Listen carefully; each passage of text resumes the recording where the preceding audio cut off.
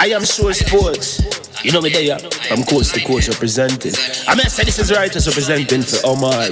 You don't know, come get the sports over here from near and far. Boy. Me say I am sure sports, one thing me sure about. When me say sure, that me not doubt. Come get your sports, get it over here. Come subscribe, repost and share. I am sure sports, one thing me sure about. When me say sure, that me not doubt. Come get your sports, get it over here. Come subscribe, repost and share. If me not sure, that me not say it. Know who score, that me not say it. Never know no game play, that me not say it. If me never see no game, me no know who play. For your sports news, better come over here so. For your soccer news, then come over here so. If you don't love sports, still come over here so. For the day done, you are gonna love over here so.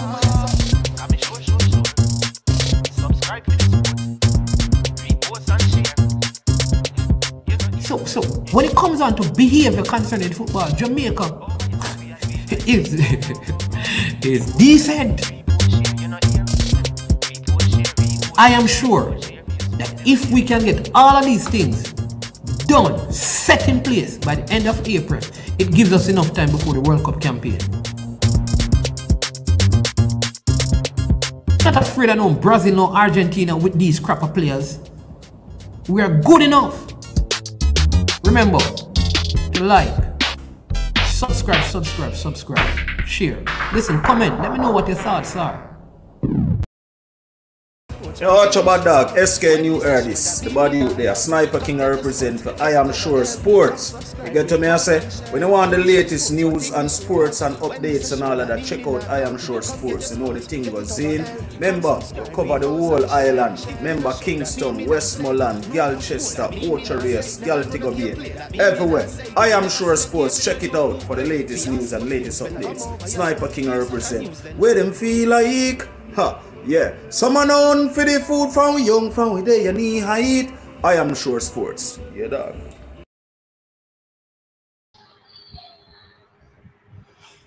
All right, greetings, good morning, and welcome to I Am Sure Sports. Yes, I am Manning's man. Well, my real name is Omar Stinnett, but they call me Manning's man because I went to that great school from 1738, right? Wolmer's kind of pulled a fast one on us, and they consider themselves the oldest institution in this hemisphere. But you know, we were there before them. You know, we had the Thomas Manning building, but that was, you know, slightly destroyed by Hurricane Gilbert, and because of that, we did some repairs, and then Wolmer's claimed to be the oldest. But you know, we know what really happened. But welcome to I Am Sure Sports. This is the place where we discuss sports with a balanced perspective, and I have with me today Mr. Simon, the Professor Preston. I know when you looked in the description for the video and in the title for the video, you saw the Professor, and you saw the S. You may have thought it was Rene Simoes, but it is actually Simon Preston. But I know his knowledge is vast as it relates to football and players and all of that. So very interesting discussion we're going to have this morning. He's a very busy man, so please, I will not bombard him with all your questions because he has many responsibilities and tasks to accomplish. So again, welcome to all of you who are going to be joining. I know it's a very early time to start a video, but it's good to have you here. Those of you, Demo, Owen, Unseen Sports, Javon Parchment, that is good to have you joining. For those of you who are watching and you may not be making any comments, we also appreciate your company this morning. So stay tuned. We're going to have a good drive, right? This is the good to great journey. We're going to get some of the right things on the bus, get some of the wrong things off the bus, and then we're going to have a pathway that we're going to travel on and get to a desired destination as we discuss Jamaica's football in light of the World Cup qualifying matches that we have in the next 14 or so days. So, yes, bless us. So let me welcome the better looking one. Morning, Mr. sir. Preston, good morning. How are you doing? I'm doing well, thanks. You know, thank you very much for having me. I really enjoy the project that you're doing. And just a quick story on your Manning's element. You know, my first football coach actually went to Manning's, the great Carl Tyrrell. believe he was a goal. Yeah, I believe he was a goalkeeper as well for Manning, captain, and yeah, he started being central midfield, and the rest was history. But he gave you the motivation to go out for 90 minutes and just be hard working and tenacious. So yeah, Mannings has a lot of great products, you know. I didn't know that Tyrell, Tyrell was your coach. I know him very well. So what position did you play, Simon?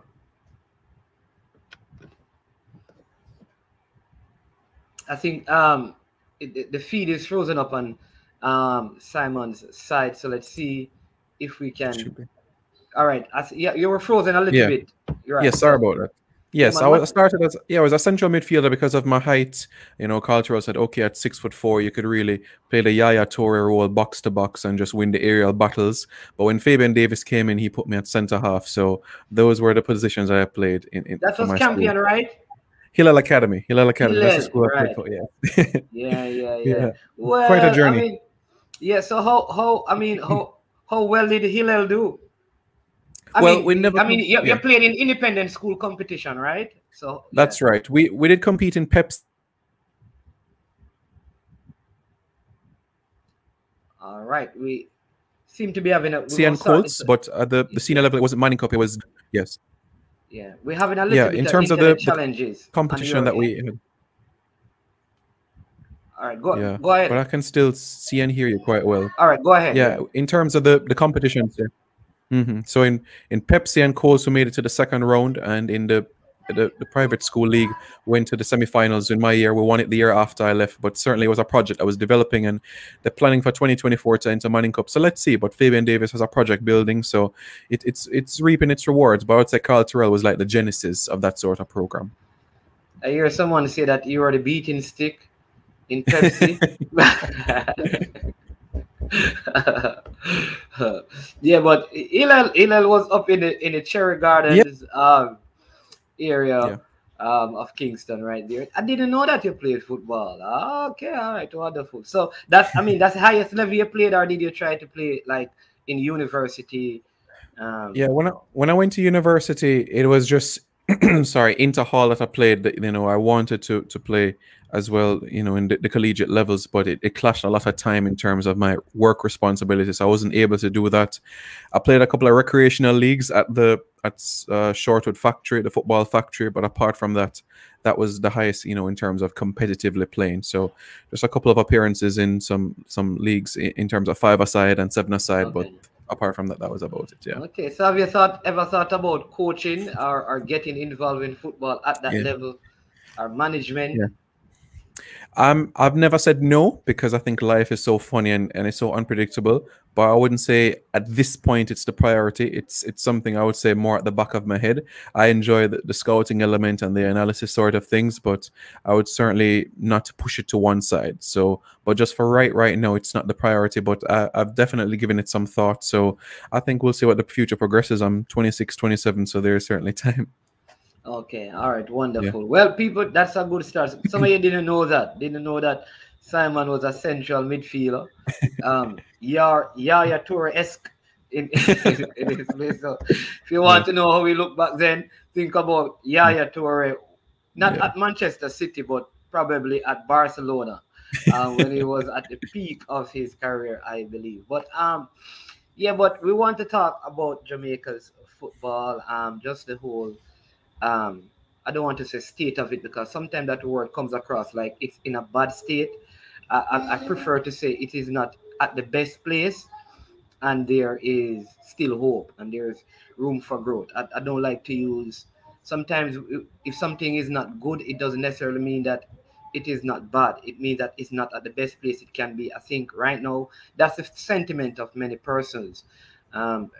Just having heard about the withdrawal of some of the players for injuries, and people, when people don't have information, Simon, they draw their own conclusions, and every second this conversation, it seems to come up as if there is a great divide between local base and English base. I have made a concerted effort to say the Jamaican players, but people continue to push the narrative that it is the English players and the Jamaican players. All right, what needs to be done? Is it to kind of change the narrative from even saying English base and local base, because we really only have 2 local base players in the team, Jaden White and Jamai Topi. Is there anymore? Yes. I think. In terms of the who play in the JPL, yeah, that's about it. Yeah. Yeah. So it would be more accurate to say local born and English born, right? But we want to end that narrative. And what needs to be done to kind of change the narrative where we can begin to say Jamaicans. Yeah. You see, Mannings, man, it's not a problem that can be solved today, tomorrow, or next week, because the mindsets would have to change. We still are considering, we're still having that division, that xenophobia, that you're not born in my country, so you don't have that. But FIFA has clearly stated out their rules and regulations. If you have a Jamaican parent, grandparent, you can represent our country. So why should they be treated any differently from us? That is a form of prejudice in my eyes. And people are going to say otherwise, but that is prejudice in my eyes. So it is really going to come down to a concerted effort from Jamaicans here on the island to stop creating that division. Gone are the days where you have Marlon King sitting at one table, Ricardo Fuller at another table, and Luton Shelton at the other. When it's at the team itself, because I've had the privilege to travel with the team, there's unity, there's togetherness, there's an egalitarian state where you have the UK-born players sitting having meals with the Jamaican-born players. That division is not in the team. The division that we see and speak about is amongst the fans. Oh, I carry too much English baller in. Why are we calling them English baller? They're representing Jamaica, so they're Jamaican internationals. So it's really going to come from the mindset of how Jamaicans on this island that we live on and on this island that we treasure so much, shifting their mindset. And as I said, it's not going to be today or tomorrow, but it's going to have to come from YouTubers such as yourself and others that have been doing a fantastic job on this platform to push that narrative. If not, then we're going to go into the 2026 cycle and have the same views and same opinions on this matter. It's not going to be a quick fix, but if we continue to push the narrative of these are our own, then it's going to work out. Do you think that the United States calls them German-born players or English-born players? No, they consider them Americans themselves, Anthony Robinson and company. Yeah, the Canadians in the team that were born in Serbia and Eastern Europe, they consider them Canadians. They don't say, oh, Eastern European-born players. Nothing like that of that nature at all. And even those that in the European, the French team that have players that were born in Africa, they never said Patrice Evra was Senegalese-born. They never said that. That new player that just signed for Real Madrid that is on the French team, he's born in Angola. But they never say, oh, Angolan-born player. They consider them one of their own. They accept them. It's going to take time, but it's not going to be overnight, in my opinion. Yeah, always, and that is so important that you use other nations as reference. I've never heard when Raheem Sterling, for example, is called up. They said the Jamaican-born Raheem Sterling. Right? If that narrative is out there, it's from probably Jamaica, the Jamaican media, and not the papers or the tabloids in Great Britain, in England. I don't hear that, and it's so true. But could that be because of our own heritage, like in the back of our, and I said this is a long-term fix, because maybe it is that having gone through slavery, our minds are still focused on what was done to us in the past, and therefore if you're coming from out of England, there's a wrongness about it. While maybe if the person were coming, I'm wondering if the person were coming, say, from Trinidad, like if you lived in, I don't hear it about a person born in the USA coming to play for Jamaica or in other Caribbean territories. If you're from an Cayman Islands, or could it be linked to what we experience in terms of slavery and that mindset, that there is still an oppressive mindset towards us? And I don't know, because I can't understand why it is to a specific group, because I know we don't view an American, we don't view Brianna that way. Yeah, Brianna, Leah Nugent, amongst many, many others Yeah, that have been born in the States. You're right, you're right. When many people forget, David Silva wasn't even born in Spain. He was born in the Canary Islands. Nani was not born in Portugal. He was born in Cape Verde Islands. Laporte is playing for Joycelyn Angoma. Yeah, Americ Laporte. Laporte. yeah, Laporte, Spain. yeah, Yeah, Spain. Laporte, yeah, playing for Spain. But he was born in France. Joycelyn Angloma, born in Guadeloupe. Lillian Thuram was born in Guadeloupe, but they've never ever felt that way. So yes, I understand your point as it relates to the history that we've had with slavery and all of that, and persons will have different impressions of that because Jamaica is such a diverse nation that we have, and everyone will have that different sort of impression. I have heritage, I have European heritage, so of course my opinion would be slightly different from the average Joe, but I understand why persons would have that sort of view. But times have changed, and this is not the era that it was centuries ago. So I'm hoping that sort of mindset can change. I can understand why you, but if you need that togetherness, and unfortunately, amongst the fan base and other stakeholder groups, it's not there. And players, our Reggae Boys, even those that play in England, what do you think they do? The first thing they do, they go on YouTube and they try to look at what people are saying about themselves. And when they come and see what Manningsman have to say about Bobby Reed, they're going to say, okay, this brother don't like me. How is he going to feel when he travels 9 hours across the Atlantic? When he sees that, how does he feel? Damien Lowe watches every single one of these of the Jamaican YouTube channels, Mariapo. So they see and read all of these comments. And trust me, some of them is not the best about them. I'm not saying that we should lie about their performance. We should be straightforward and honest.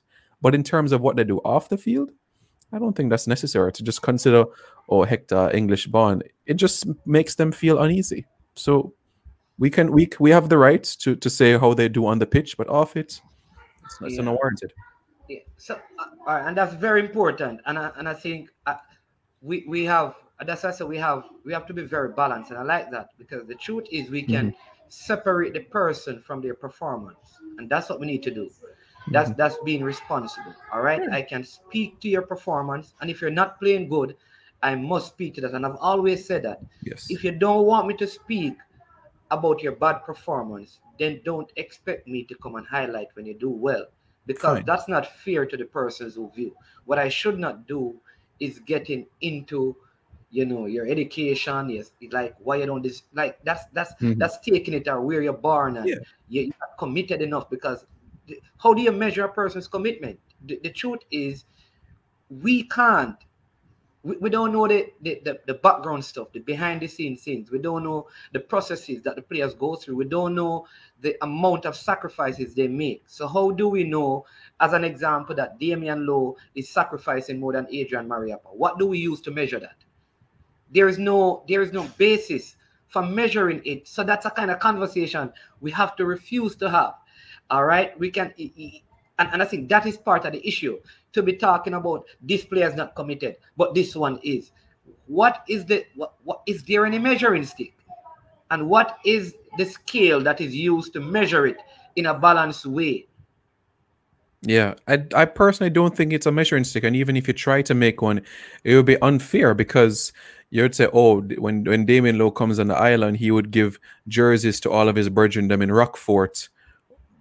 Damien Lowe was born here, versus Adrian Mariappa, that is just his mother's side of the family is from this island, and just have a few cousins and grandparents here, and say, oh, well, we know what are going on right now. You see, you have Shamar Nicholson go to Joytown and go on par with him brethren on the ends them.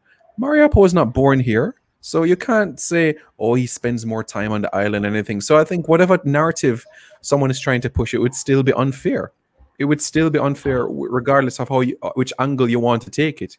Mariappa, Lowe, Taxi, Alvas, Blakey, they're born, raised in this island, played schoolboy football in this island. Their navel string is from this island. So it will be a different sort of experience versus a Mariappa that, prior to representing Jamaica, came here on summer holidays or visited cousins and so on and so forth. So it will be a different sort of experience. It's not his fault. It's not his fault that he was born in England. His mother wanted a job opportunity, and that's why he was born in that country. And we know that in the 50s and 60s, the amount of Jamaicans that left here to seek better opportunities, especially during the 80s, which was a downfall economically for Jamaicans. So it's not their fault for those that were born in England. Their parents needed to work and they have to put food on the table. So I don't think it'd be fair to push a narrative. Yeah. Again, thanks to everyone for joining. I know this is early for most of you. You're probably in the office and you're probably locked away in the bathroom somewhere. It's not right. And if the boss comes in and says anything, don't blame me. Just want to know. But before he tells you to get back to work, please hit the like button. All right. but no, the other question though, Simon, I want to get to. So because there's this perceived division, at least that's what the fans think.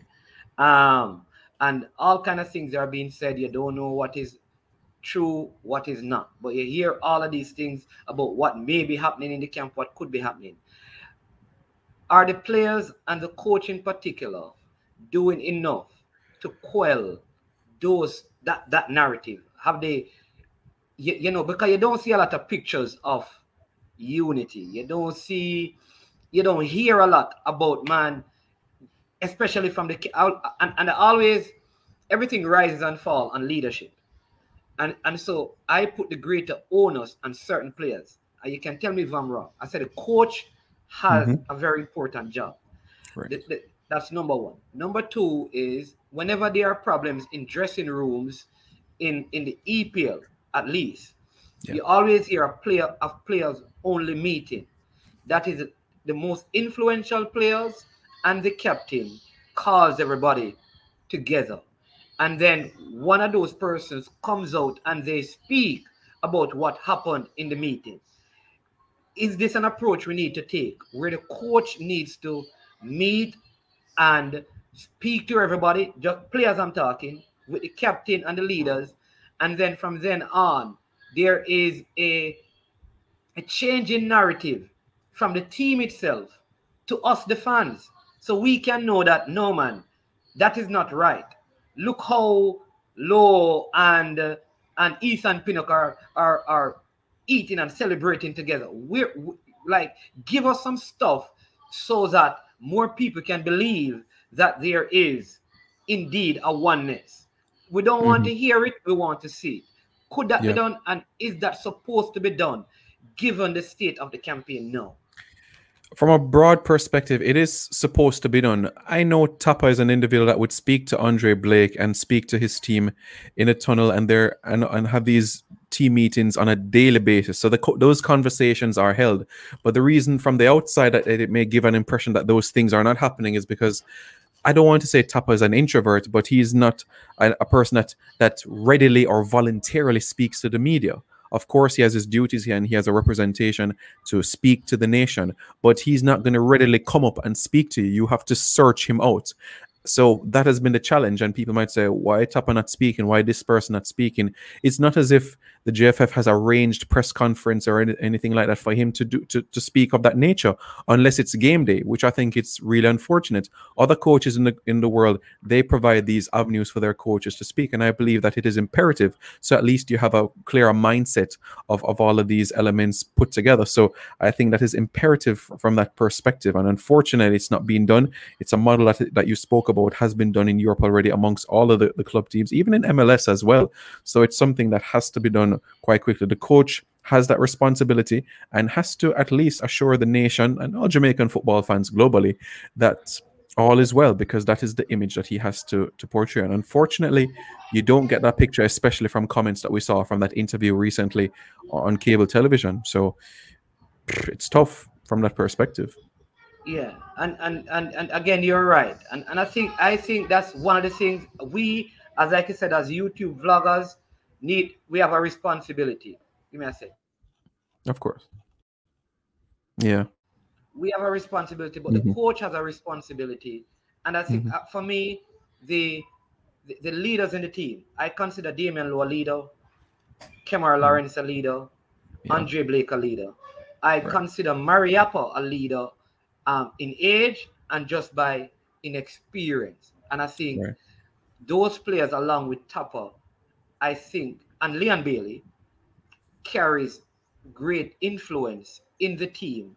And at some point, like in the near future, it has to happen. Because there is this growing, especially with the recent withdrawal of Mikel Antonio. I mean, all this speculation, because there's one way you can take things at face value, all right, which is, listen, for whatever reason, the logistics, the travel logistics makes it difficult for him to come at this time, all right? Which in and of itself raises several questions of people, to be fair, which is, well, it was much more difficult coming for the first set of games. Yeah. Given that when you go back, you'd have to go through the quarantine situation. Some of that has been moved by the FA now, so it's a little bit less in terms of restriction. Why then not come for the game in Jamaica like you did, the Canada game, and fly back like you did, right? Like, so when people see that, they're questioning, are there other things that is influencing the decision? Because if you take it as it is, that's cool. But when you really analyze it, Simon, there is this thought that there seemed to be a growing discontent that would make him feel this way. I understand, and you know, I've maintained on my channel as well. I'm not going to speculate, and I'll just speak the facts, and the facts that I'm aware with, and conversations I've had with individuals at the club in London, is that David Moyes said to him, "Listen, son, 3 games in 8 days is too much for you. You're 31. We're 2 wins away from the round of 32 of the Europa League. We'll get those 2 wins. A bonus is there for everybody. So November window is only 2 games. So that's something that you should think about." So that's why you would say the release from Antonio in that manner, that he still remains committed. But I also understand the point that is being said about how can you say you're committed and you're not coming. So that is also something to speak about, because the November window is 2 games, yes, but January's 3 window, still in the space of 8 days, and the March window is also 3 games as well. So yeah, it's a two-edged sword from that perspective. It's unfortunate, it's disappointing. I was really, really looking forward to see him take on the Americans, especially with their physically imposing presences at the back. But the facts that I'm aware with is that the manager of West Ham United encouraged him to stay put in London. That's the fact that I'm aware with. So it's David Moyes that had that final say, you could say, on that matter. Yeah, and I like what Ishmael King is saying. You know, that the whole Shelley and Elaine situation, they had this big thing at the national trials. And listen, after that, they made a concerted effort to be together in the same space, smiling and laughing and talking and celebrating. People are saying, how come she never celebrated? It never happened again. So it kind of, the discussion stopped. Like, people need to see the face of unity. It's just like with politics. If you just say that, well, all of us are on the same page, but then people don't see you together, the questions are going to be raised. But it's a good point, Ishmael. But let me just piggyback on what you just said. You have been in England. How do these clubs view a nation like Jamaica? Like sending their top footballers? Because I know that David Moyes didn't want Mikel Antonio to represent it. Well, let me say didn't. He wanted him to wait on an opportunity to be called up for England. Let me put it that way to be more accurate. Which is indirectly saying, don't play for Jamaica, really. All right? I'm wondering if it were America or Mexico that Mikel, or Venezuela or Colombia, if David Moyes would express those same sentiments, or it is because it's a Jamaica that is a lower ranked nation in terms of football, and is that probably the consensus of probably the clubs at least in the Premier League, that nations like Jamaica are not big footballing nation. Why waste your time and go and play? I don't know. I mean, you have been there, and people like Talawa TV. What is the sentiment towards, you know, like Jamaica as a footballing nation? Yeah, they don't view Jamaica in the same light as they would do for other nations. And they say a team that is outside of the top 30 is not really something to warrant, really. But what scares these coaches the most is that 9-hour trip. Because by the time international duty comes, they come back and adjust to the time zone. They arrive the Friday afternoon, Friday evening, and they have a match first thing Saturday. And that is the fear amongst many, many coaches, not only in the Premier League, but even the Championship as well.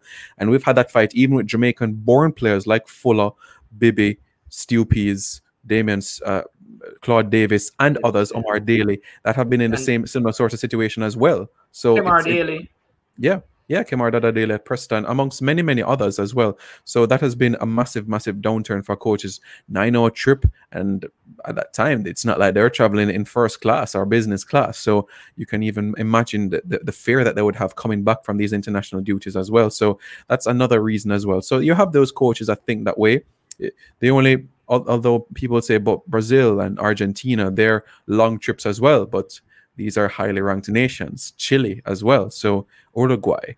And these are some of the top countries in the world. So yes, it'll come down to where Jamaica is right now as a footballing nation, but also the long journey. Yeah. I see Neil Severin is saying, according to the Observer, Antonio's agent revealed that one of Antonio's reasons for not coming is because the JFF rejected his request that his personal physio be allowed to travel with him. I have not read that report, so I can't really speak to it. But what I will say, I believe if Antonio wants his physio to come, because I always tell people it is unfair to treat everyone the same way. Right? Because, and here's why, because people are from different places, different background, different personalities.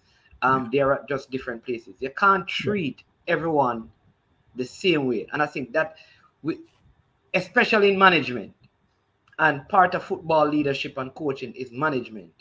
And in your team, you can't treat a superstar. And that is why Cristiano Ronaldo, for example, gets the opportunity to ask Cavani for number 7. Like if Simon, if you were to move to Manchester, you don't get to ask for you don't get to ask for a jersey number. Yeah. And that is fair. Yeah. You understand me? Because you're not Cristiano Ronaldo. So somehow we think like everyone is supposed to be treated the same way. It is not true. And so I would think like if this were the case, then we must, if Antonio wants his physio to come, he's going to cover the cost, which he probably can do. It shouldn't be a deterrent because he can afford to do that. And some players just need to, I don't want to say have their way, but they have greater privileges than other players because of their status. So what are you? Yeah. You're right, and it's not somebody showing favoritism. It's just you have different personalities and you have to be dynamic. There are certain players that Tapa is going to need to put an arm around, like a Lamar Walker, like a Tyreek McGee, and some individuals that he's going to need to be a bit thick-skinned with, like Haka, like Damian Lowe and company. So you have different characters and you'll have to know how to deal with them. And that's how you're going to get the best out of the team. Sir Alex Ferguson even said when he was speaking to Harvard University recently as well, that every player in his team he had to treat differently. And it's not because of favoritism or anything like that. It is just how the dynamics of the team and how they're brought up comes a far way as well. Some of them, it's basically the biggest game of their life. For some, it's just a run on the mill, like the gigs and the schools that were at the club for many, many years. So he knew how to deal with different characters and how to handle them. Some who had family issues, like Ronaldo, whose father was deteriorating at that time, he treated Ronaldo differently from a Wayne Rooney who was having drinking problems. So at that period of time, it really depends on the sort of characters that you have in this team. In this team, you have individuals that you're going to need to put your arm around, but I'd say more so, you will have more individuals that you'll have to be a bit more stern and level-headed and thick-skinned with, so that you can get everyone in order. Because sometimes some might be in the play mode, but you have to know that when it's work time, it's work time. So it's going to call for different sort of personalities from that respect. All right. Yeah, man. So what do you think with all the absentees? For various reasons, we won't get into all of that. I think that has been ventilated wholesomely on the platforms out there. But with what is left, what is your feel about what is up? How do the players feel? Do they feel discouraged, or they are just motivated to go out against the USA, put on a good performance? From where you're at, from where you see things, are they like, man, or how are we going to do this with some of these players? Are they just gung-ho to just listen, we need to go out there and do this for these players, so when we get to the next round and they come in, we can progress? What is the feel like, from where you stand with the players that are present this year? Yeah, based on what I understand from the camp is that the Gold Cup loss in the quarterfinals still pains many of them, because we still have some members that played that game in that 1-0 loss. And even that 4-1 loss in that friendly international back in Austria in March, it still lingers on their mind, and they want to make this count even more. So there's that burning desire to continue to pick up points on the board. And there's encouragement from them based on that Costa Rica performance that we can go on the road and we can pick up points. So that is something that is lingering with them. Yes, there is disappointment that Daniel Johnson, Ravel, Antonio, Ethan Pinnock are not there. But Liam Moore is a late fitness test. He made it. He did not make it, unfortunately. No, Redding said that he wasn't able to travel. So yeah, the defensive options. And then Anthony Grant is also not there as well. Yeah, extenuating circumstances for Anthony Grant's situation, but I fully expect him to start against Canada. But yes, going back to the question that you're raising, they fully back the ability that is in the squad, because there is still quality, especially in the attacking areas of Lowe, Bowser, Andre Gray, Kemar Roof. Yeah, Bobby Reed right in behind as well. We know what McGee can do on the pitch. Like I said, my biggest concern is not the defensive options, but the central midfield, the holding midfield options. It could be Speedy and Haka that could operate tomorrow. That's something that was tested, experimented in training. So that's something that could be utilized on Thursday against the Americans. Yeah. Listen, like I said to people, I think Haka was called in case of emergency. And if there was ever an emergency, this is. So why would you bring him for an emergency, have an emergency, and not use him? So it is practical, though some of us may think it is not logical. that well said. that he plays. But and then what I think to also say to people is that sometimes your best player is not your most important player. I use the Arsenal example. Like Granit Xhaka presently is not Arsenal's best player, but he is the most important player to what Arsenal does as a team. All right. In the Jamaica national team, who is the most important player? I know there's no iron team, but which one player that, because I think, like I said, we can miss Antonio for a game, but who is that one player that is so important that this player's absence could affect just how the team operates generally, though they may not be the best talent on the team? I have an answer for myself, but I want to hear you. Honestly, I would have to go with the captain, and the reason is because the options after him in terms of understudy are not of the same ilk, but of experience as well. After Andre Blake, you have Dylan Barnes, who only has 1 cap, Jadine White, that has 3 caps. Amal Knight is not in the squad, but he has less than 10 caps. Dwayne Miller has that recurring knee injury. He has 36 caps, but he's not in the squad. Shaven Sean Paul, 2. Dennis Taylor, 2. Akeem Chambers, 2. After Blake, there really isn't that same talent behind him. I've been a big fan of what Lawrence Vigouroux has been doing at Leyton Orient, but he's trying to sort out paperwork and so on and so forth. But for me, I think without Blake, it could be a different story because of how acrobatic he is, energy, lively, and what he brings. So I would have to say Andre Blake, to be honest with you. You know, I think it's Damian Lowe. Because I'm going to tell you why I think so. Because he was so missed in the Panama game. Like, I don't know. I just feel like he's not the... Blake, like I said, Blake is so important that if he was out of goal, we would worry for real. But I think when Lowe is not in the defense, I will look different. Like I feel I don't know. Yeah. But we saw that against Panama.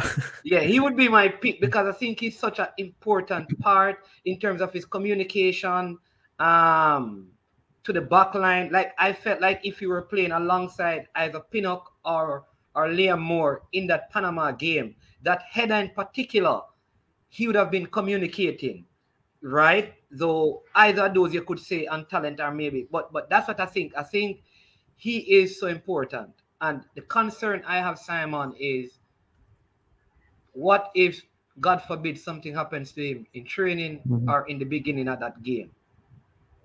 Yeah. Where do we go from there?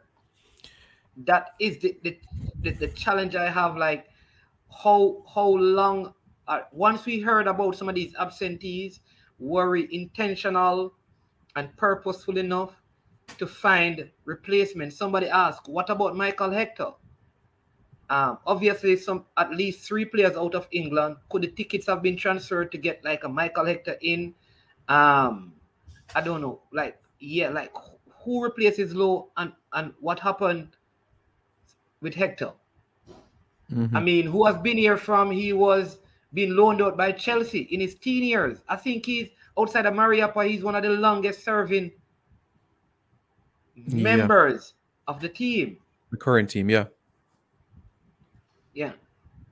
Yeah, So you're right. Yeah.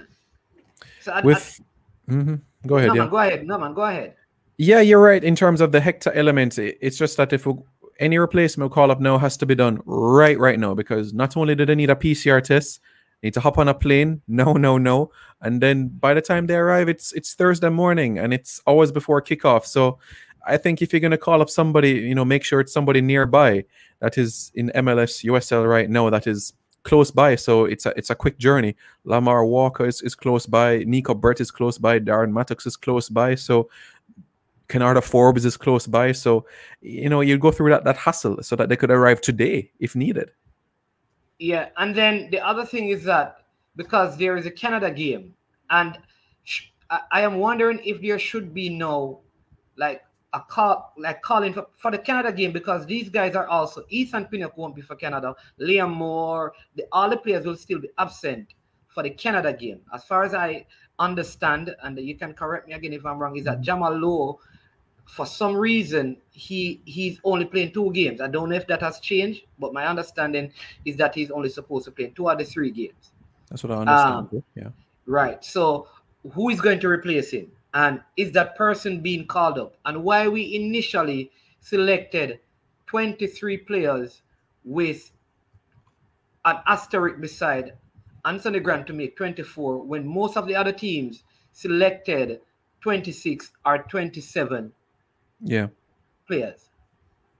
Yep, I understand what you mean there, but the Jamaican passport is not a very powerful passport, because you need a visa to go to many countries in this world, versus a Canadian passport, an American passport, a Mexican passport, where you don't go through such stiff regulations to go through.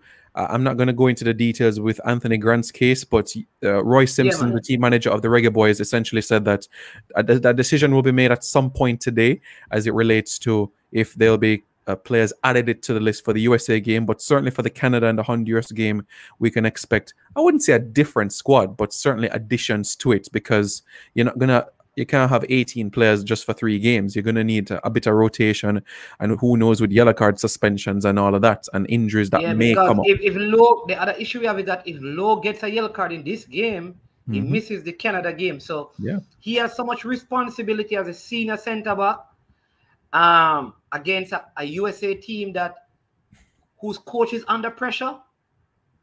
And he has a propensity of getting yellow cards. Can I put it that way, right?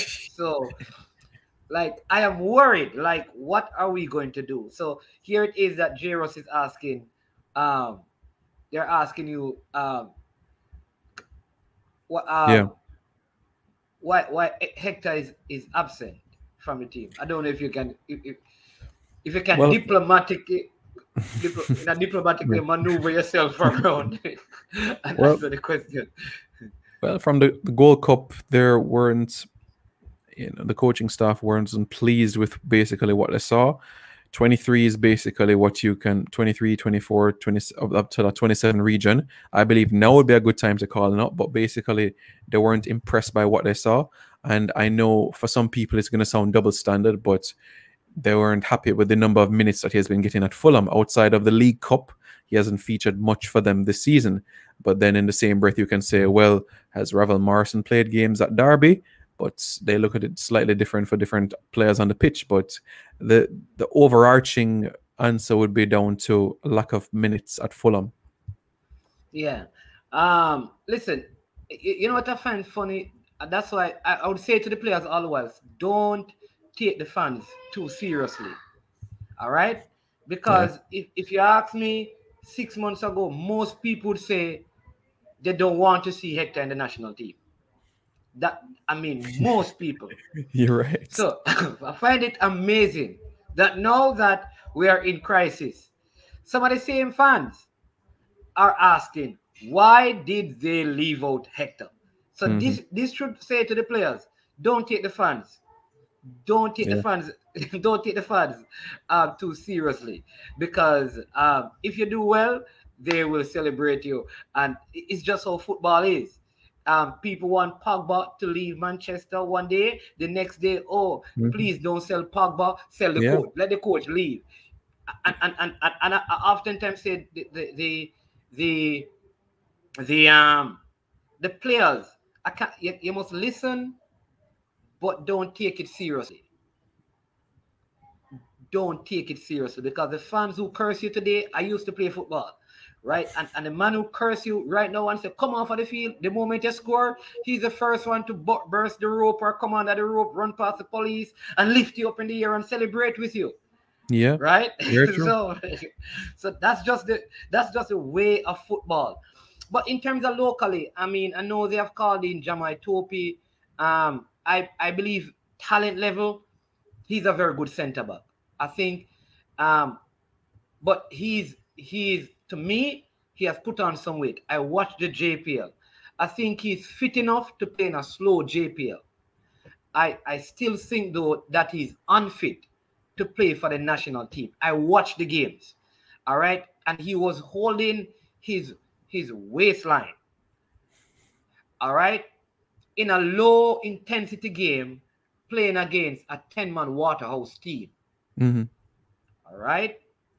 So I question his inclusion, not based on his talent, but on his level of fitness, because I can't see him contributing more than 10 solid minutes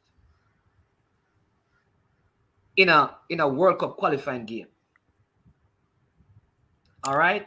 No. So were there other options, maybe not in Jamaica, maybe in the USL or in the USA, that we could have looked at? Or was it that, listen, we have worked with him before, we may not need him for a long period of game, let us call him in? Or why not call someone else whose fitness level would be higher, because you have the spaces, because we are only 20 players now, and if you add Grant, it's 21. And you originally had 23, so you still had room for at least 3 more players. Yeah, good point. Good point. You could say, if you're not gonna call up Hector at this point in time, you have Curtis Tilt.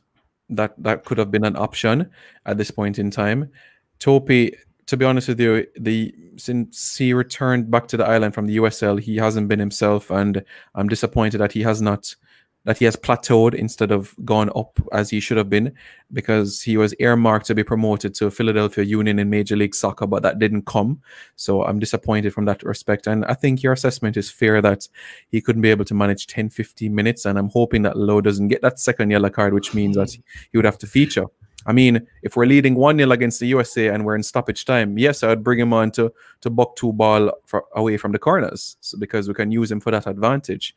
But to start a game at 90 minutes, his purpose for me in the squad is whether we're trying to defend a 1-0 lead, something late, that would be the only purpose for me to bring him on, or it's 1-1 and we're searching for a winner so we can use his height to good effect from the corners. Yeah. And so understand that there are other reasons. Like Wes Harding is the next player as well, who was surprisingly excluded from the game. And I always tell people, don't measure, like I don't like to measure. I was having a discussion on a channel called Sports Frenzy, Lavon Trail and Josh Carr, those guys, and I was saying to them that, I mean, they're same Demo, he's in here today saying that Salah is the best player in the world right now, and he's talking based on the first 7 games in the EPL. And I was just saying to listen, that it is too early to start saying best in the, at least look at it from January then, which would include last season's stats, because 7 games is too much, too little to kind of draw such a conclusion when you're talking about the sports of football, though I understood what he means. All right. I felt like Wes Harding's performance was not the best, but the team did not perform well. And if you call other persons from that team against Panama, why not call a Wes Harding back as well? And then once Ethan Pinnock declared that he would not be available, and you heard about the fitness test of Liam Moore, why not then?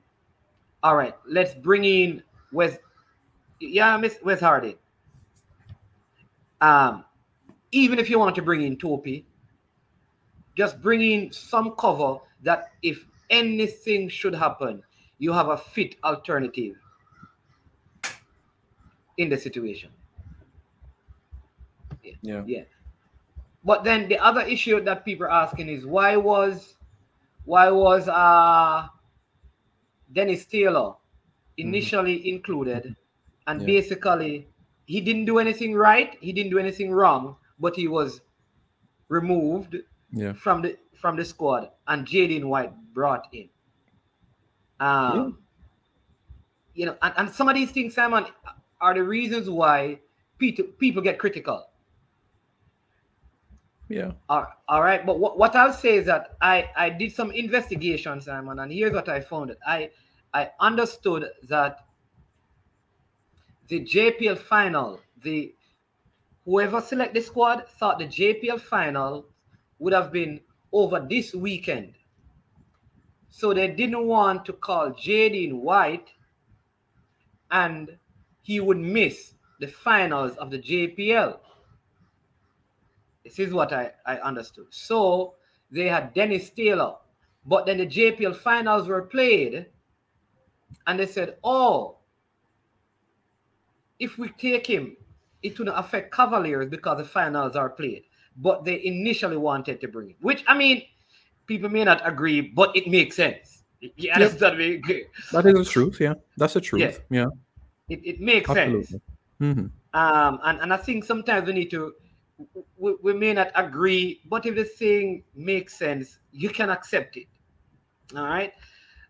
So who know who know, because I doubt that Javon Watson Simon can play a full 90 minutes. So what do we do in the event that he makes it to 60 minutes and can't cross it? You can't. It's difficult. It's either you beg him to do out the 90, or you might have just changed shape of the team. But Speedy again is not that sort of destroyer, dirty work type of individual. How many of those do you have in the squad? Do you ask Javane to do that position that perhaps he hadn't done since his days at Kingston College? Alvas Powell, who hasn't done that since the Under-17 World Cup 10 years ago. Although you might say, well, yeah, there's a plan B, plan C, thereabouts. I like to play players in their most natural position unless you have a crisis. And at this point in time, we have a crisis. So what you do, you can call up Kevin Lambert, or you can go for Kennarda Forbes. So those are two options that you can work with. Forbes is more the box-to-box type of individual. Lambert will sit deep for you and clean up where necessary. So you have those options, and they're not far from Texas. They are literally across the state border. Yeah. It's not far. Hours. It's a couple of hours. Yeah, literally. Yeah. Listen, people listen, you cannot take your best defender, center back, the man who made the Gold Cup squad of the tournament, as a center back. Why would you move him in a weakened defense? We cannot move low. All right, because yes, it's a crisis, but we cannot move low. It's either we're going to call up, like I said, a Kevin Lambert, a Forbes, but call someone from the USL. And I'm saying just for cover, because it can't be a matter of money, because whatever pay they would get, money is not the issue, because the ticket is a way cheaper, number one, and to pay the player, you would not be paying the players who don't come anyways. Precisely. So money is not the issue. Accommodation is not the issue. Just all we are saying is that call them for cover, just for cover, because in case you need them, you have an option. And this is part of, like, my biggest issue is that I find that the squads are oftentimes selected without enough cover in areas. Like, I look at my left back. For too long, we have depended on Kemar Lawrence primarily. I know we recently had Amari Bell, who is not called up for this team, and Greg Lee, who, I mean, is available and was ready to turn up, but there's no cover for Kemar Lawrence. I think these are my issues, Simon, and I think they are fair for me to complain, but be respectful. Because if anything happened to Kemar Lawrence, Taxi, yeah, we're going to have to take a person who can't play in right back, can't get a game in right back, to play left back. When they can't play in the team in their strongest position, we're going to put them in a weaker position because we didn't have proper cover.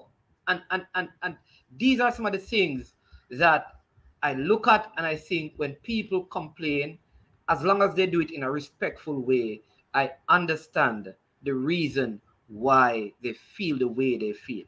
And I think it is legit and it needs to. I don't know how you feel about that. What I mean about the squad selection, I guess from the start of it, even in the Gold Cup, we just seem to be top heavy, right? Balance at the back for the most part, but empty in the middle. We always like, you know, it's like this girl, and she have big bust, right? Good legs, but everything else on her body is just flat like a pancake. Like, yeah, the one of the mid-era is all flat, and I think that is how we keep selecting the team. I mean, and what are your thoughts on that and about balance in terms of the team selection, or what are some of the factors that hinders us from having a balanced squad for all our games?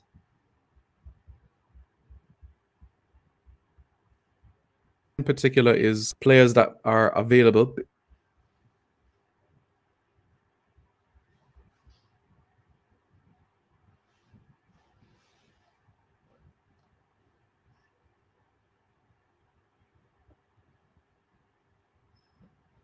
And documentation, because that want to influence or infiltrate what might be happening and say, okay, we know what happened in the past where you saw a lot of Portmore United and a Harborview players in the squad. That was for a reason. We know there was a reason why Andre L.A. Lewis was in the Gold Cup squad in 2019, so that he could get back a contract. You know, there are certain things that you just couldn't hide around it. So you just knew the certain aspect where you saw certain Portmore players in the team, Ricardo Morris, L.A. Lewis. So some is under the influence, and some factors it's because of a lack of what might be available. And I put it down to the preparation. The accountability just has to be improved. Tapa took this job in 2016, and you knew qualifiers was a good 4 or 5 years down the road. So I believe that from then, when you had the 2 Gold Cups, 2 Nations Leagues, and the friendlies in between, that could have been the ample time to get in everybody that you'd like. Say, okay, him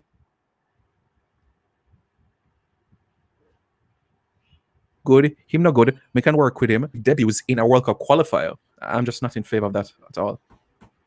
Yeah, I agree with you. I mean, you're breaking up a little, but I think we captured most of what you have said. One of the other options I have, and people are saying it is difficult to work, is during the off time, like when we're outside of international friendlies, the coach he gets paid monthly. I think it's, don't like to call it people's salary, but I think it's out there somewhere in the region of $750,000, between 750 800,000 Jamaican dollars. That is not US.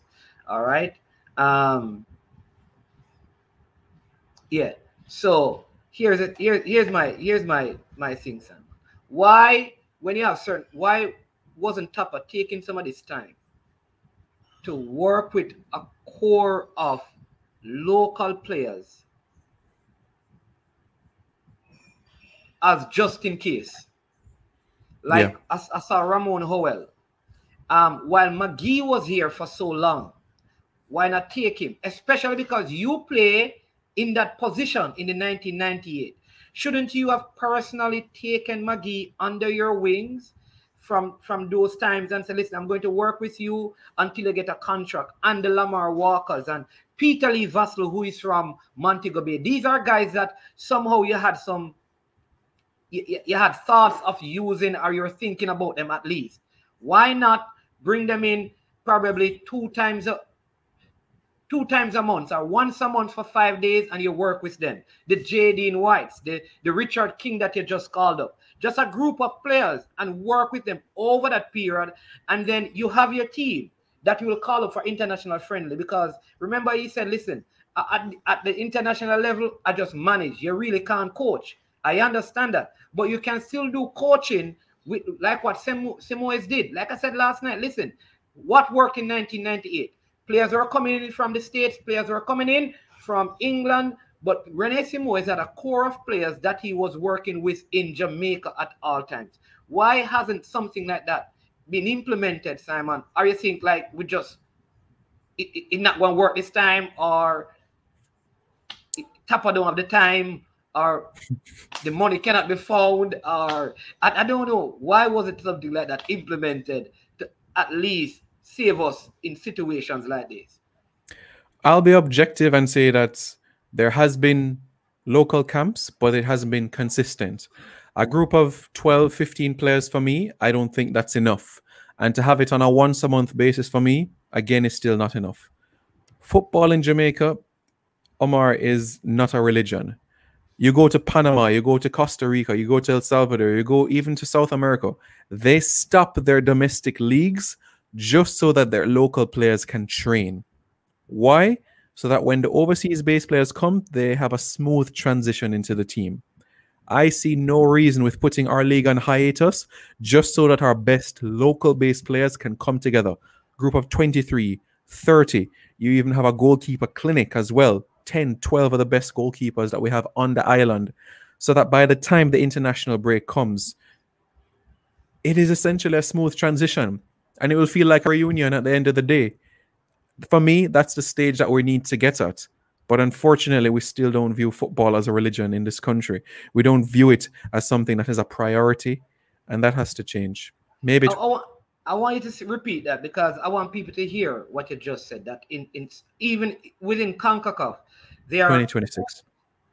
I want you to say that again, because I want people to hear that in CONCACAF, there are nations that stop their domestic leagues so that the local players can train with for national games, for international games.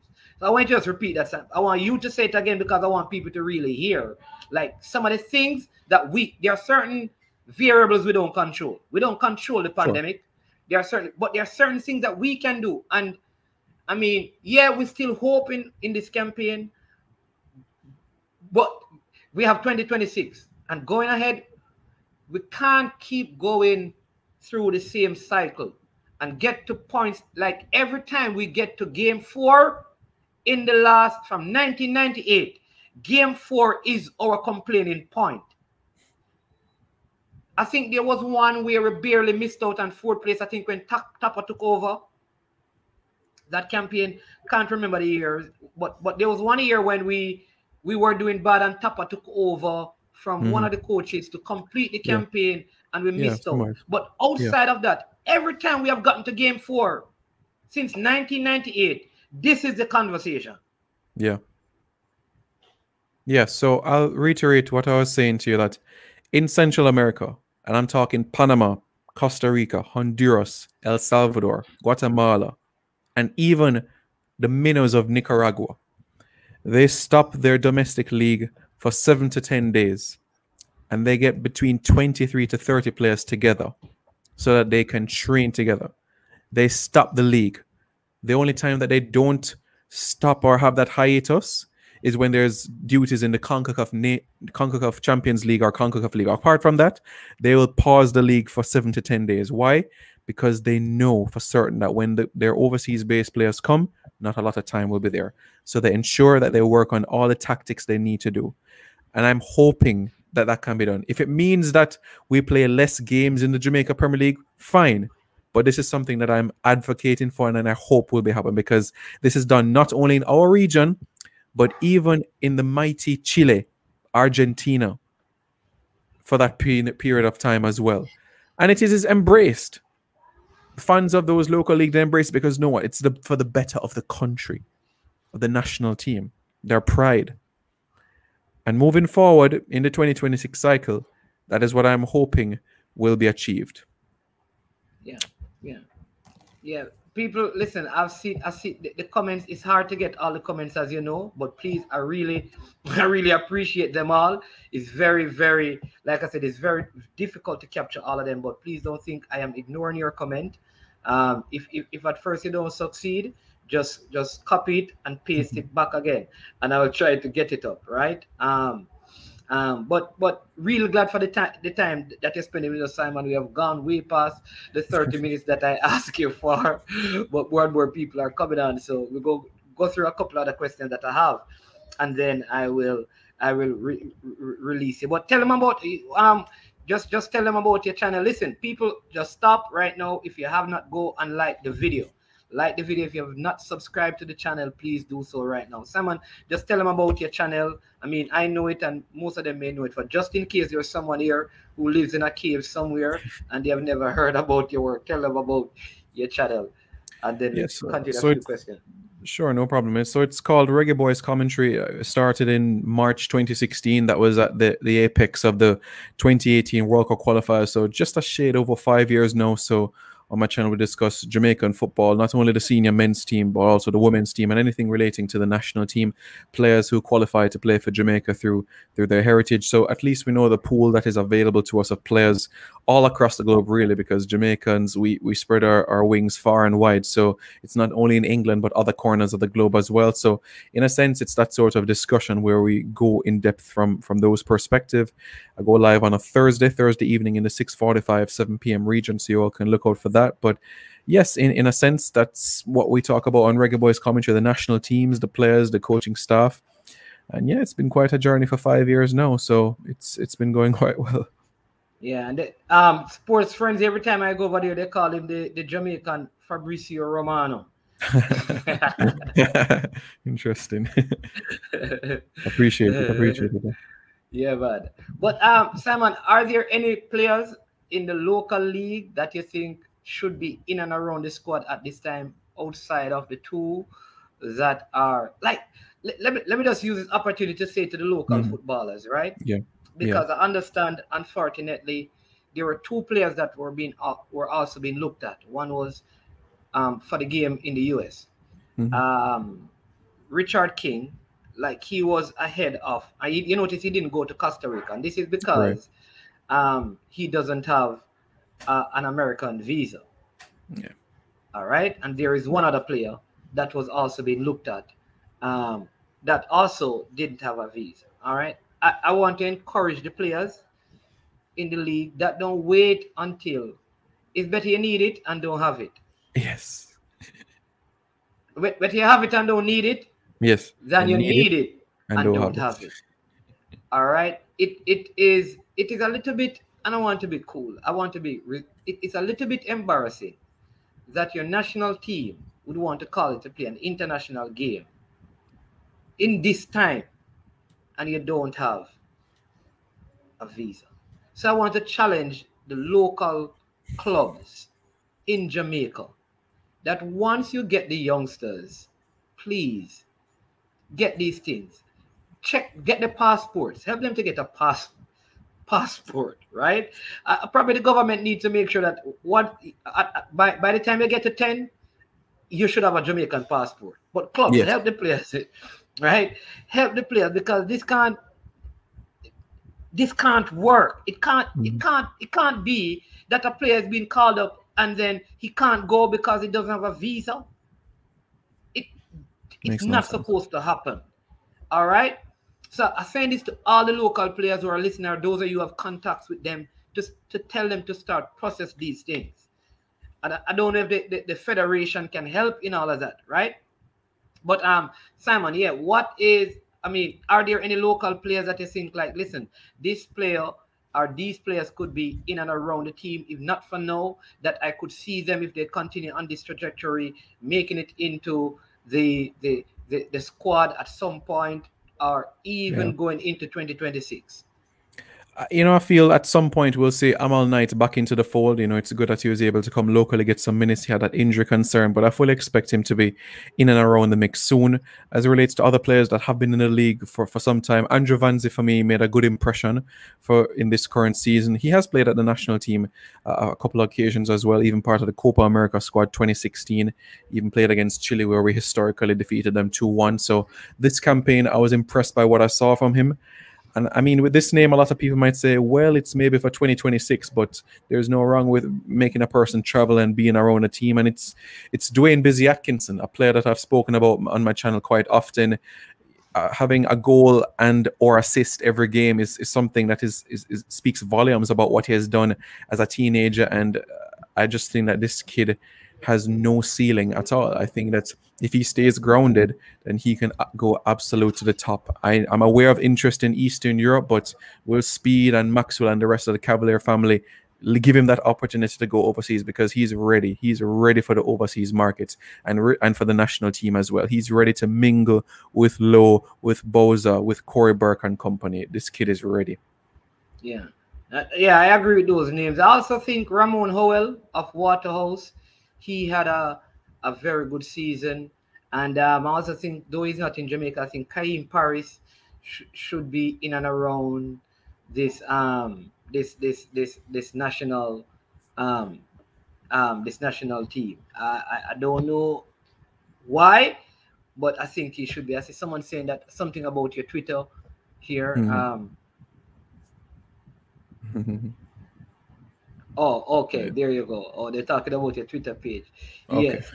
And Upbeat Boss is asking why is only Jamaica Federation has money issues in CONCACAF. I don't even hear El Salvador complaining. I think part of what you said earlier, Simon, is true that football is not a religion in Jamaica. And I played football and I run a club now to help youth, right? And part of the issue is a lot of people with money don't put money into football in Jamaica because they don't see it as a business. They see football as more a social recreation and recreational activity. It's a social thing that if you want peace in a community, get the youth to play some football to bring about peace and harmony. And if you want kids to exercise, so most people don't take it as a business. They don't see it as I can invest money in this and make money out of this. Therefore, a businessman in Jamaica probably will not put money in it. So there is money in Jamaica, but people don't see football as a business. And I think that needs to change from the federation, the JFF, and the organizers of the top league, which is the JPL. The JPL needs to be viable, where a person can invest 100 million and see where if I do this, I can in a couple of years, I can get back 200 million on my 100 million. Because people with money don't like to lose it. They like to increase it. And if they don't see how they're going to increase their money, they would rather keep what they have. Right? That's what people with money think. I don't know. What do you think, Simon? Because that's my thought on it. You hit the nail on the head there. All the relevant points. You're right. It's going to take a cultural shift, and I'm just hoping. How are we going to make them understand that football is more than just a game? It's going to have to come down to the way that we market the product. That's going to be one area in particular, and to show them what is happening in other parts of the globe compared to what is happening here. Yes, I understand it's a small market, so certain things will be limited, but that doesn't mean that we are restricted. If Iceland can do it and they have the population of Clarendon, then certainly Jamaica can be able to do and accomplish something outstanding of that nature. Someone is asking, can we ask Bolt to sponsor a few players? Again, why would Bolt? You have to ask, like, people, listen, when we say sponsor, sponsorship is different from donation. Yeah. All right? There's a big difference. Yeah. Why would Bolt? I suspect this person is saying donate. Yeah. Right? Right. You have to have a cause That don't think because Bolt has money, he wants to give it to football. All right. Here's the funny thing. Do you know that if Manchester United said to Bolt, we're going to sell you like 10% as an example of the shares in Manchester United, Bolt would probably buy it. All right, if he has the money to and can afford it, right? He would buy it. Why? Because he sees it as being viable. All right. If the JFF ask him for the same amount of money, if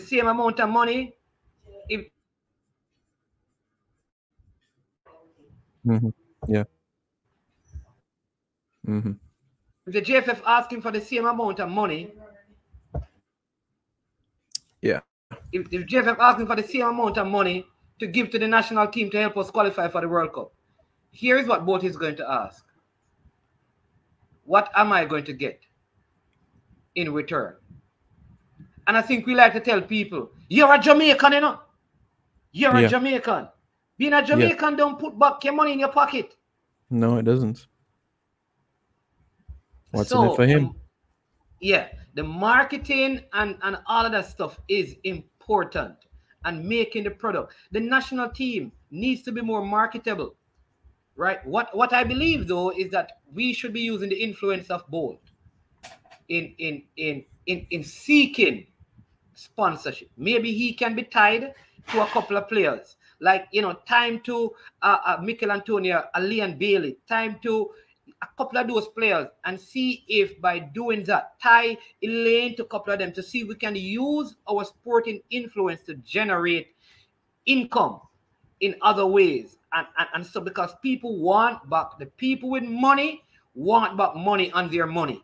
They are not just rich, like billionaire don't want to go below their billions.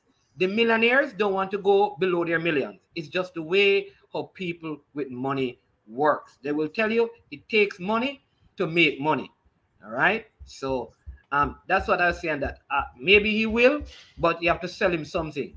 All right. Someone is asking if the Jamaican government. No, I don't think we're suggesting that the Jamaican government issue visas. They certainly don't.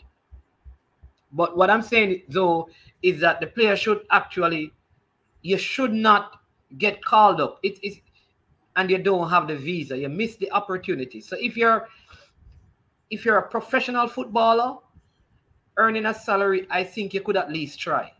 It's up to the US government, but it's better you try and have it than you need it and you miss the opportunity. That's all I was saying. Mm-hmm. Yeah. So I hope you understand. Yeah. Yeah. All right. So yeah. And anything you want to say, because Simon, I know I've gone way past. Somebody saying I need to expound on Roadball TV.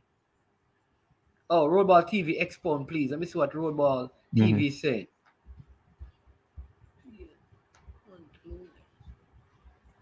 I think if Jamaica fails to gain any points from these three games, most of the English-based players won't return.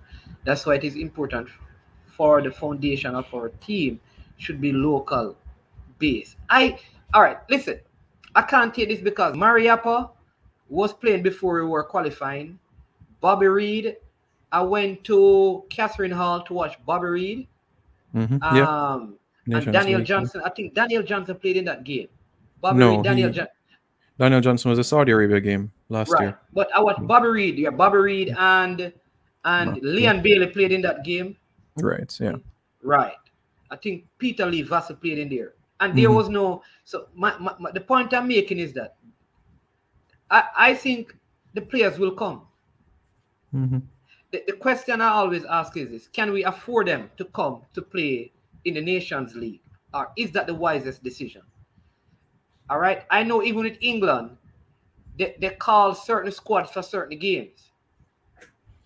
So what and so sometimes when the players are not called, it is, I think, because if I go and play the Cayman Islands, do I bring 10 players out of Europe and 3 from out of Africa to come and play, when I know that if I use some USL players and the players in the local league here, they can. Get You the job understand me? done. Yeah. Yeah. How? What are your thoughts on that, Simon? For me, I still believe that opportunities like the Nations League is for you to get yourself ready for World Cup qualifiers and the Gold Cup by extension. So even if we're playing Bonaire, Curacao, Cayman Islands, St. Martin, even if we're playing the minnows of the Caribbean, I still would want to have my best players on the park.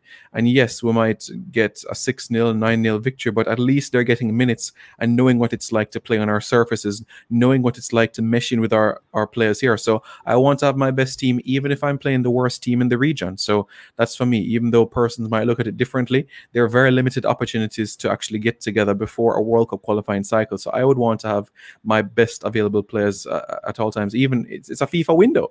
So I want to have my players, my best players available to us. Yeah, and that is true.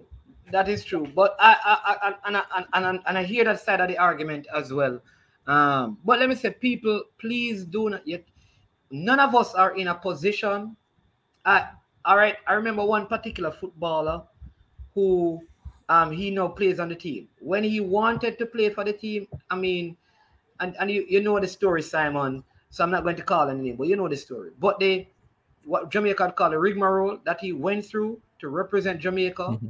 If he's called up and he says he can't come, for us to go and question his commitment or his loyalty, I think is insane.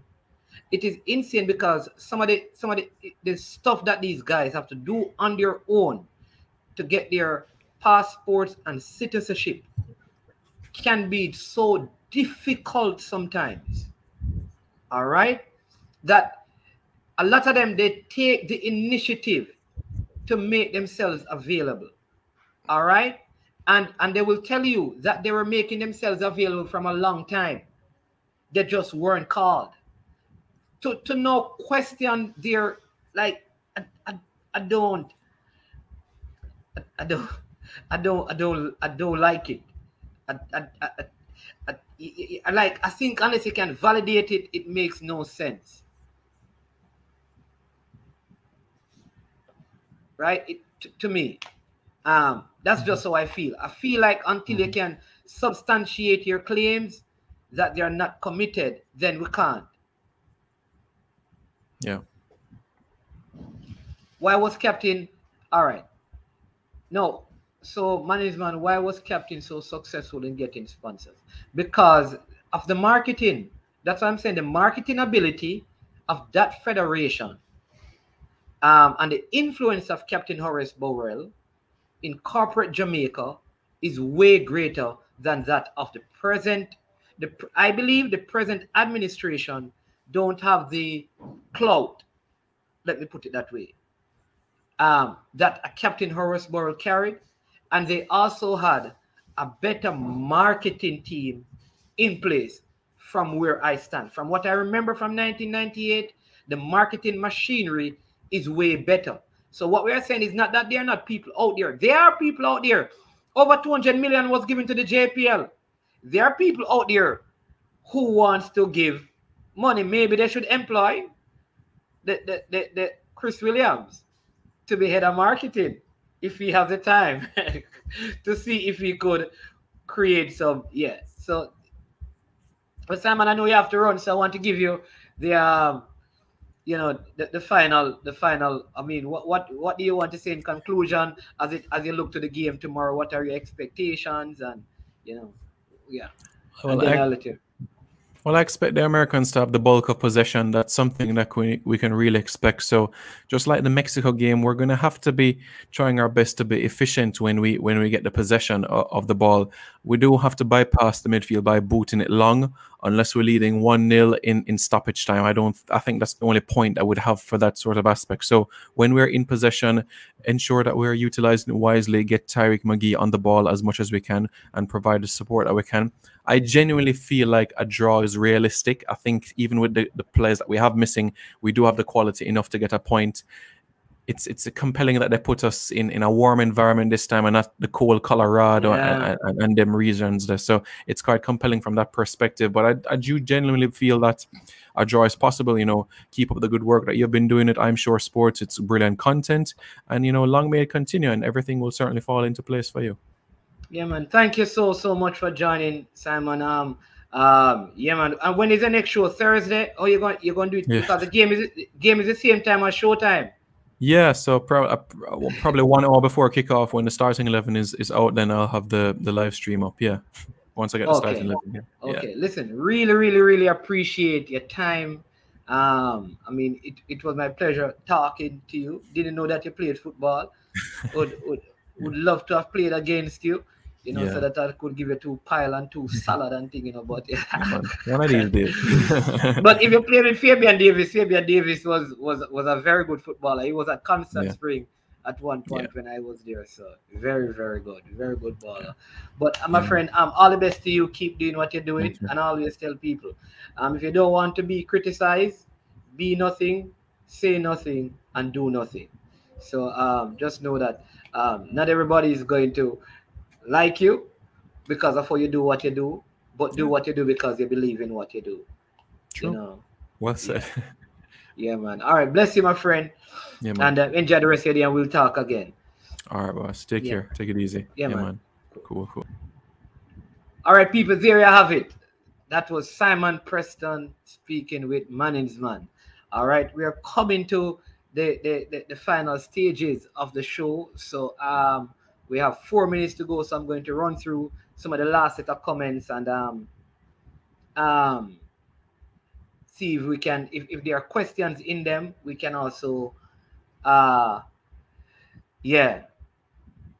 we can also answer some of them. See, Neo is also putting out some facts about how some of the stuff were done by the GFF, and we must also remember that I will say this: we must also remember that the previous administration left us in serious financial woes as well. So as much as we believe that there was a lot of monies available, there was some issues because we were left in major debt. I want to encourage you, right, everyone, listen. I want us to, when it comes, we have to first let me big up all of you for joining, because I know this is probably the most inconvenient time, and we have had over 50 persons on the stream from the beginning to the end, and that is good. But listen, we have to remain cordial and respectful in our discourse. We don't have to agree. I'm going to respect your views, right? Even if they counter what I am saying, right? But we have to remain respectful in all our discourse. We need to create a new culture. Let us start here. You understand me? Let us start here on these platforms, that when we speak and deal with each other, we have strong disagreements, but we don't get into personal stuff and that kind of a thing. Because if all of us think the same, the world would be a not so nice place to live in. It would not be a nice place to live in. And I will also say this, right? I think the Westmolite who was in the group, Charles Wilkinson, I think his name is, say I must leave him girl out of this. But let me say this. You ever hear old people say, I don't even know what this could. Maybe one of you can correct me if I get it wrong. You jump out a frying pan and jump in a fire. All right? A lot of times you see, when you see the grass green on the other side, there are a couple of things. One, here's the thing. One, maybe because there's a lot of sewage water underneath it. That's one reason why the grass is greener over there. The second thing, sometimes when you see the grass green over on the other side, it's because the person over there is watering the grass. Maybe you need to start watering yours. Because it's not everything that look good is good. Some things look good from far, but them far from good looking. You understand me? So just be careful sometimes what we wish and what we ask for. If you can go back to the late Captain Horace Burrell, many people were saying, get rid of him. I can talk about the greatest club in England, Arsenal, as an example. The third greatest club in England, Arsenal. All right. Liverpool and Manchester above them. All right. Arsenal. People are saying, get rid of Wenger, get rid of Wenger, get rid of Wenger. Wenger left, and now they are saying that we should have kept him on. So be careful what you wish for. All right? Careful what you wish for, careful what you ask for. The thing just don't give me any vibes to watch even the game, to be quite honest. Fresh God, listen, people, Fresh God and Balakar, these guys are loyal to the cause. Fresh God, just have some hope. You understand me? Boy, I feel the same way like you, but I am going to support the team out of loyalty as a Jamaican. That's it.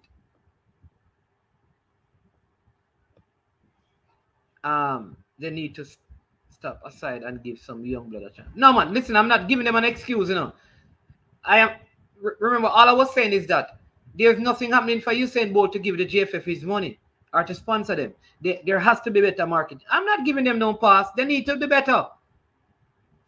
They need to do better. They need to be better. Tarrington, I know the church up. Hey, listen. Really, Demo? I know the church up there, you know.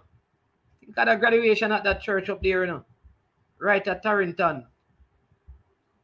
Right, you know the church right there. Is that church you used to go to, Demo? Big up yourself. We need to talk, youth. I was down there for a few years. Yeah, you're right, Grant CFC.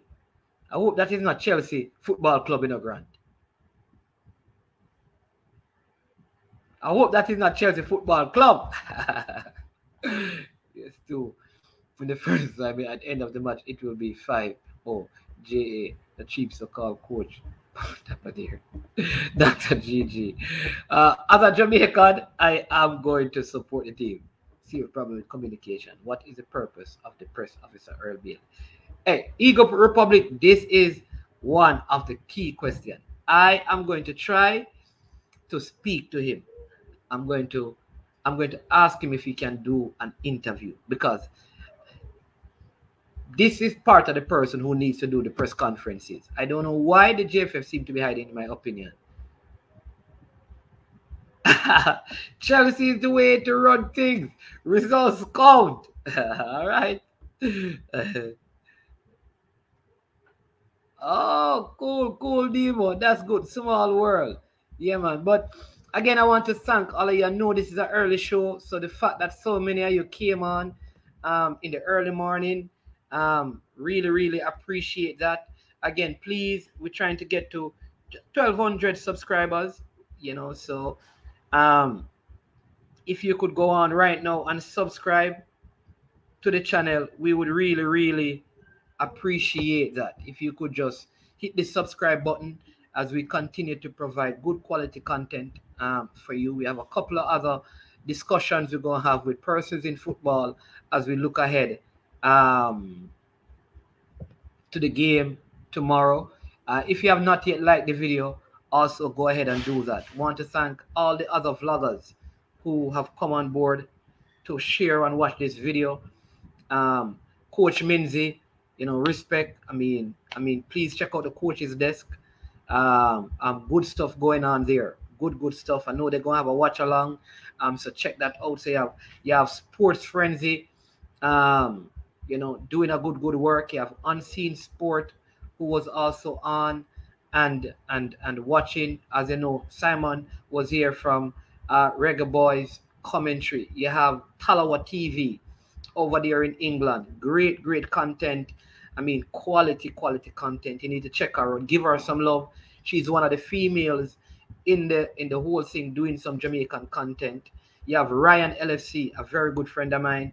I mean, he has helped so many other persons in this business in terms of how to make their product better. So a lot of kudos to him. So please give him some love and support. You understand me? Who am I leaving out? You have Military Guna. You have the Formula. Great guy. I think he's one of the cooler guys. You understand me? Always composed and relaxed. You know, he's not as animated as I am and excited as I am. So support the channels, right? let all of us come together and provide the kind of narrative that people will listen to and get balanced perspective. I am glad for the people who disagree with my point, because that is what made the program healthy. All right, healthy. Disagree. I want people to come and disagree. All right. Yeah, I want people to come and disagree. Anybody want to bet? I'm not into betting, you know. Okay. Sent up on study leave.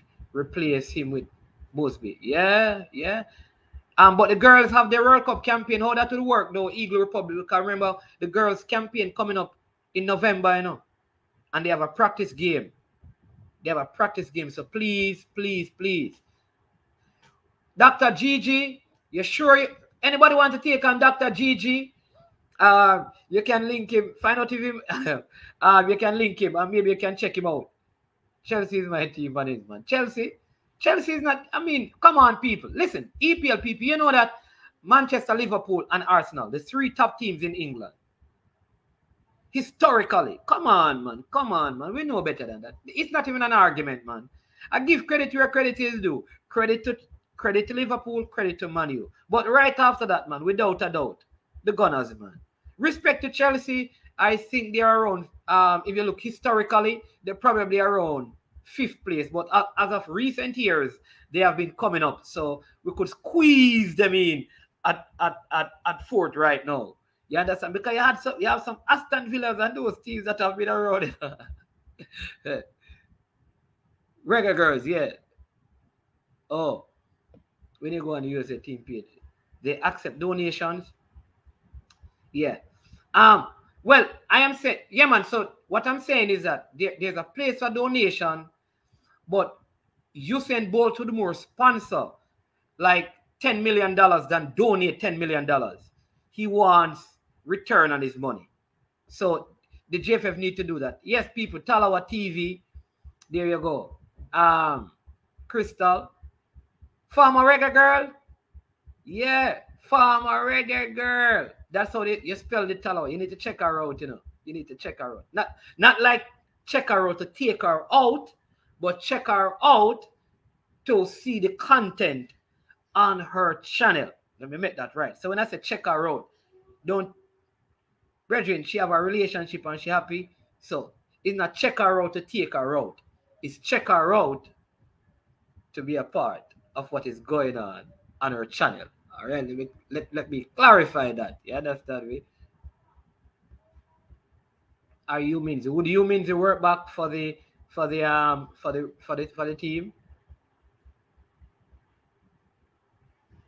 Chelsea winning. All right, we will see. I have Liverpool up there.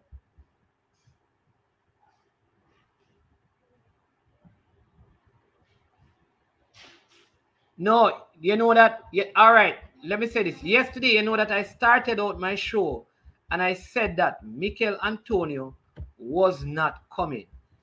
I had confirmation. Let me clarify that, right? I had confirmation. All right. Someone came in my comment section, not going to call the person's name, and said we were wrong and we needed to change the whole thing. And we were spreading rumors. All right. The person sent me a text and said it. And so I read that and said, okay, out of respect for the person, only to find out that the source that told me called me at the end of the show and said, listen, why did you change it? He is not coming. All right. So I initially got it right, but for that, I apologize because I should have stuck with my original story because I got it from my reliable birds, and my reliable birds have never been wrong yet. I am telling you. Last time Arsenal win the league, 2003 to 2004. You got that? All right, just check how many titles Chelsea have and how many Arsenal have. I said in England, check the titles that Arsenal have in England compared to Chelsea. When you check, you will notice that only 2 teams have more titles than Arsenal. Liverpool and Manchester United. Check who has the most FA Cup titles in England. Come on, people. We shouldn't be... Hey. Come on, people. Come on. I just run you through the comments and then we're gonna close off in a couple of minutes or so. Yeah, man. Listen, do not go and check out Talawa. Check out Talawa's Crystal. Listen, if you see a guy named Demo, he's a Christian here. He's a Christian. So any checking out going on is to pray for you.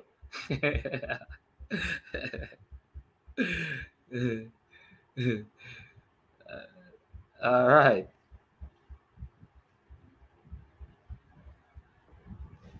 There you go. Yeah, man. Blessings Formula. Coolest guy. Let me tell you, people, if you have not, just check out one of Formula videos. The guy is cool and composed. Cool and composed. I am telling you. I kid you not.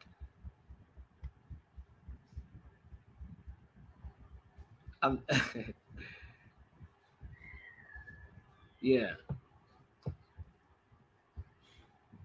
Management is Jay Taylor. Nice to meet you, man. Bless you. All right, thank you. No, man, I know it's you, Jay Taylor. But you saw the person, you know. I had to call the person and say, listen, brethren, you hear me put things. Don't. Yeah. Yeah, the man could tell me not to come represent my country. I told him not fully committed. Don't blame Western coach. Well, yeah, that I understand your opinion, Dr. GG. Yeah, Arsenal are big. Then listen, people, anybody know football know that Arsenal are big side, man. Yeah, I would say if you're talking about in the last 10 years, who have been the best teams in England, the best 5 teams, Arsenal not in that. You understand me? Liverpool, Chelsea, Man U, Man City. Yeah. And then I could say outside of them, Arsenal have more titles than any other team anyways. So we're still in the top 5. You can't put Tottenham up there because they win nothing. Yeah. All right, just running through your comments and saying, yeah, man, people, Demo a big singer, you know. And he play a guitar, you know. Yeah, man, big singer and he play a guitar and he used to play a keyboard and them thing there, you know.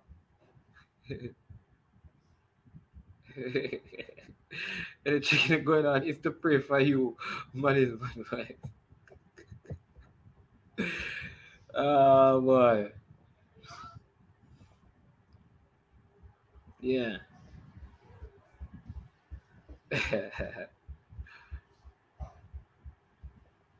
It's not. Oh, it's not about titles.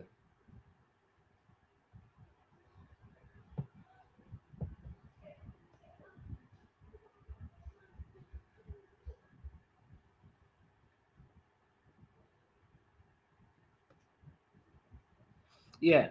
Okay. Red Bibs. All right. I'm going. You know that I'm going to give it a starting 11.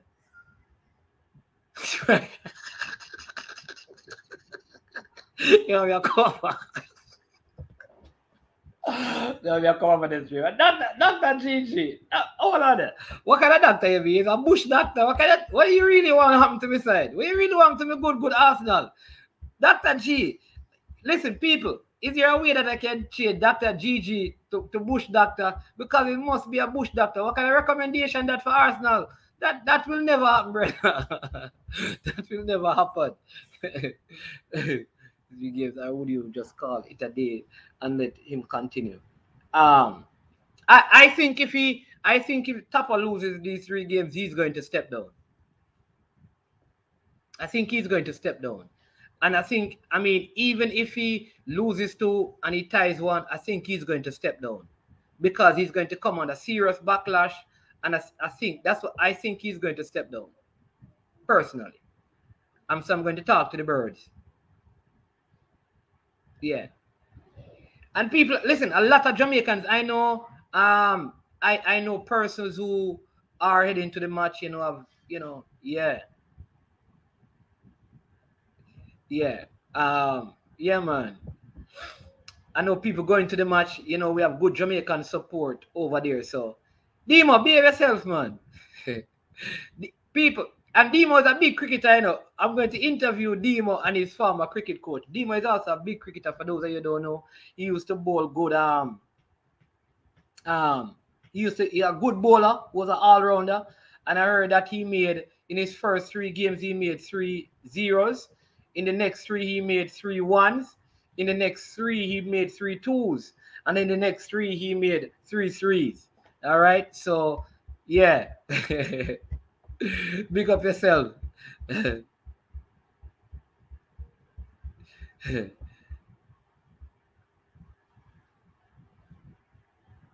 Okay, so you're going to the game. Wonderful. Wonderful. Yeah, man, Demo played for Mona High School. He had a coach name. You know who was Demo's coach, people? Demo's coach was the brother of the champion.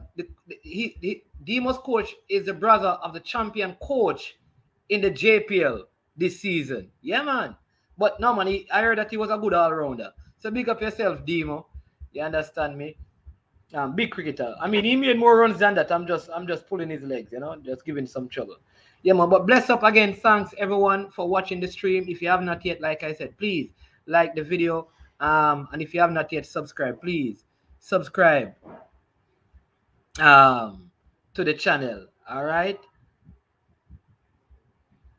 So bless up again, and listen, for you to have come on so early, I really appreciate this, because you know we were questioning whether or not if this early time would work out, but good that we had so many persons on at this time. So thank you again. Please be safe. You understand me? Wear your mask, social distance, sanitize, right? Yeah. Think about others' well-being and not just your own. All right. Hit the like button, hit the subscribe button. Love and respect to every single one of you that always watch and support the channel. All right. Blessings, peace, and all the best for the rest of the day. I am sure sports. You know me there, I'm coast to coast representing. I mean, say this is righteous representing for Omar. You don't know, come get the sports over here from near and far. Boy. Me say I am sure sports, one thing me sure about. When me say sure, that me not doubt. Come get your sports, get it over air. Come subscribe, repost and share. I am sure sports, one thing me sure about. When me say sure, that me not doubt. Come get your sports, get it over air. Come subscribe, repost and share. If me not sure, that me not say it. Know who score, that me not say it. Never know no game play, that me not say it. If me never see no game, me not know who play. For your sports news, better come over here so. For your soccer news, then come over here so. If you don't love sports, still come over here so. For the day done, you a go love over here so.